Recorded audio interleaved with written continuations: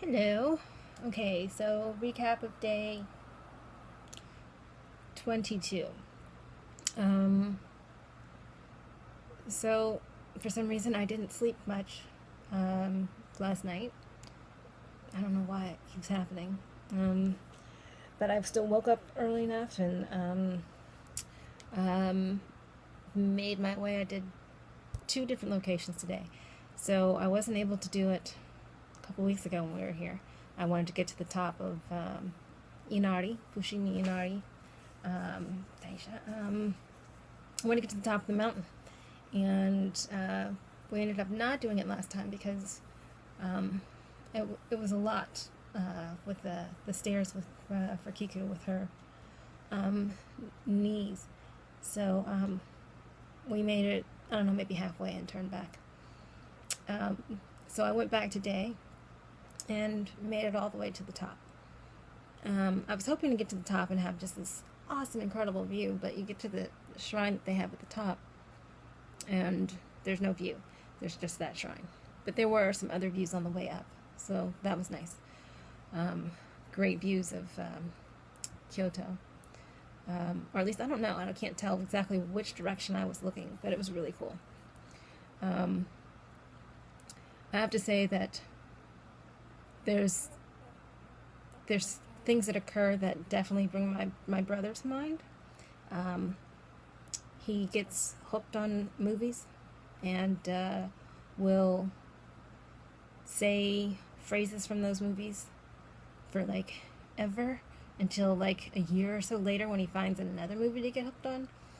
And I think it was when I was in high school, early college, he got hooked on this horrible movie, Student Bodies. And I guess it was like one of the first like spoof like horror movie spoofs. But one thing that he used to say all the time, which has been popping into my head and actually coming out of my mouth, and I say it and I'm like, oh my goodness, I can't believe I just said that. When I'm dragging my bags through the train station and I get to a place and there's no escalator, or like today when I'm walking up this mountain and all I can think is all these stairs. He used to say that all the time. It was a line from the movie, all these stairs. Just this miserable thing of, oh my god, I can't believe I gotta. I was walking really quickly at first, just getting through to where I was going, early in the morning. I'd had breakfast, lots of energy. And then I got to a point where my body was like, yeah, we don't do this. And I actually saw like a black spot in my vision, and I was like, ooh, that's not good. So I took some breaks, and I'd had my water with me, so I would just put some in my hand and put it on my head and face and arms and stuff and cool myself off and stop and take breaks. I can't go charging up that mountain like I thought I could, especially when you see some of the pictures of, it's just like, it seems like an endless sea of stairs. But I did that, and that was awesome. And I came back and came back into Kyoto so I could take a different train to go back to Osaka. There were some things that I didn't get to do the last time, so I was hoping to get those kind of checked off the list. So I got there, and I lost maybe about an hour of time because I got on the wrong train. The train was heading in the right direction. I got on the express and not the local, so the express went right past the stop that I needed, and I didn't find that out until the doors were closing at the stop way past where I was. Anyway, I had to wait around and go back, and so that I lost some time with that.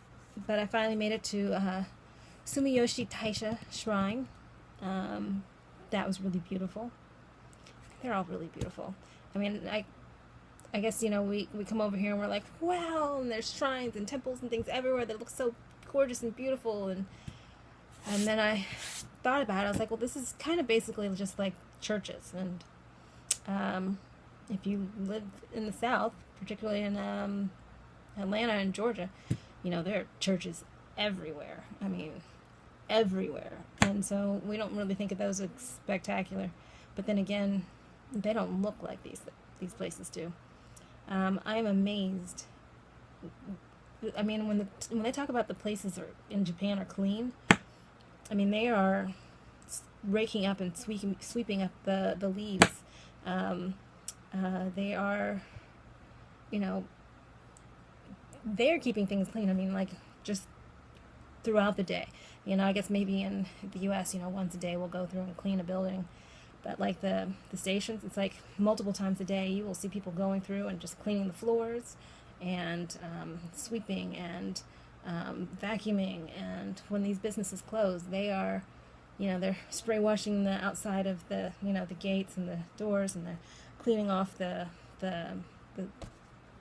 asphalt and the ground out in front of their stores, and they keep things clean. So that's just really nice to see. So I saw them doing, you know, cleanup all over the place at the shrine, and then I walked back to the station, but, you know, so the station's here, then the shrine was over here, there's a park over here, so I just walked through and went to the park, and that was absolutely lovely. And they were cleaning up in the park, picking up all kinds of things and just keeping everything gorgeous and, you know, wabi-sabi is close to perfect, but not quite there. And then I headed back to the station. At the bottom of the station, train station, was a 100 yen store, which is basically a dollar store. And everything's 100 yen. It's $1. And they have some really nice stuff in their dollar store. I'm running into issues with space on my phone, so I have to like delete pictures so I have room for more stuff. Otherwise I would have taken a video of the inside of the dollar store so you could see what's in there, but it's really, really nice. So then I got back on the train and headed over to Osaka Castle and Park. Gorgeous. I mean, just the green space. I mean, I've taken more pictures of trees than I've ever taken in my life, but things are just incredible here. I made my way over to the castle. That sucker's gorgeous. It's incredible. Yeah, that was really, really amazing. So I went into the castle, and they give you an option. They give you the 2 lines. So the left line is the elevator, the right line is the stairs. I thought about taking the stairs, but it's 8 floors up, and I'd taken enough stairs for the day. So I took the elevator. The elevator only goes up to the 5th floor, and then you walk up to the 8th floor. And it's got an observation deck that goes all the way around the building.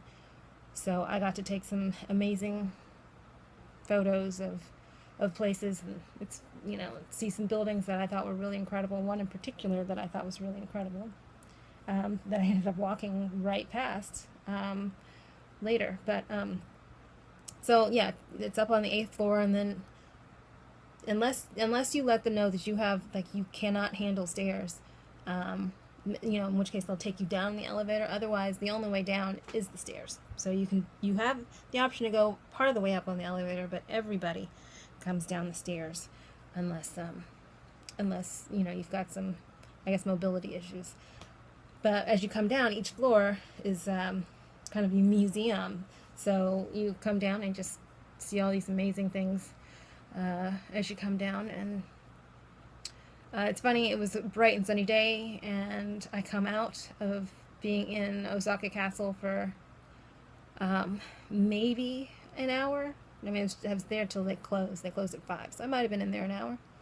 I come out and it's dark skies, and the wind is blowing, and it's like, looks like it's going to storm any second. And it didn't. It just blew right past and back to a bright sunny day. That made me happy because I was not prepared to get wet. So then I decided to go back to Dontonbori, because I was going to go for a couple things. I wanted to, mainly I wanted to have some Kobe beef, and I'd seen so many restaurants with it, so I went and found a spot that, probably my most expensive meal here, but it was delicious. I basically cooked my own little, you know, I got my nice choices of steak, and they give you this, like, your own personal little, you know, grill, and so you put it on there and cook it to your liking, and it was awesome, and I ate a lot. I had that and rice and a salad, and and they give you a sashimi starter, and I had mango pudding. I was very happy in there. And then I walked around Dontonbori, the shops. Oh, I went back to I forgot to mention before, when I was there last time, I went to this pet store. And they had, they had the kittens, but they had the puppies. They're so cute. I love puppies. There was one that was really going to town on my fingers. Oh, he was adorable. And there were ones on the other side there. Oh, I so wanted those puppies. So I went back there to see if I could see them. And the one that was in the cage that I could actually reach in and play with, that was chewing up my hand, that one was gone. I guess someone got him. And one of the other cute little tiny brown little fluff ball was gone, but the other one was there, and it was so cute, and I just wanted to. I had to make myself leave because you're not allowed to touch them. They don't want you to get them excited, and you can't take pictures of them. So I was like, I'm just frustrating myself looking at this adorable thing that I can't even interact with, really. So I went in a couple of shops to look at some things and do some pricing, see what kind of options they had. Most of the stuff got left in the stores. And I actually went to this hat store. I found this really cool hat. It fits my head just perfect. It's so cool. But they only had it in navy blue and kind of a, not even a khaki color, just kind of a color. So I left those there. I'll have to see if I can find that online, though. I mean, it fit my head perfectly. It was snug around my head, and my head is so small. I have to wear, like, when I have no hair, I have to wear, like, children's size hats. Of course, when I have hair, then I can't fit a hat on my head unless it's just a big puffy hat. Oh well. But I left that there and eventually made my way back here. It's been a very long day. It was very exciting, a lot of fun. And I'm looking forward to taking a shower, putting the special stuff that Kiku gave me all over my feet and elevating them as I sleep so that I am ready to hit the ground running tomorrow and do a lot more walking. So, oh, and just an observation, a couple things that I really enjoy about here is seeing people that are probably well into their 80s riding bikes, and just that's how they get around. These people are really in good shape, and they've been walking all their life, and so they're very mobile and agile, and that's awesome. I love that because this culture, they grew up with manga, sorry, which is the Japanese comics. Kiku said that even when she was a kid, that just like in the United States, there was that stigma of you shouldn't be reading those, it's bad. But of course they read them anyway. But you have a whole generation that have grown up with that, so that you will. They have them in the the convenience stores. You'll see men, much older men, like even retired men, and they're enjoying their manga. They've been following these things their entire life, and they have a great appreciation for it. And like in the U.S., they haven't, there wasn't, I guess, that stigma of, you're such a nerd if you're into all that stuff. Of course, now it's coming back where everybody who is into it it's paying off with all the movies and TV shows and things out there. But yeah, so it's great to see just people of all ages enjoying manga. And I like the fact that you'll see high school kids. Like tonight, I'm coming back from the train station, and it's almost 10 o'clock at night, and there's just groups of high school kids that are going to the train station, and they're just out and about. They're still in their school uniforms. They handle their business. They get their stuff taken care of. They're still awesome students, and yet they have the freedom and the flexibility to just hang out with their friends and stay out late, and it's safe, and they're not getting in any trouble. And I just think that's really awesome that they have that kind of independence and autonomy to kind of take care of their business. So that's really cool. Okay, that's it. Talk to you tomorrow.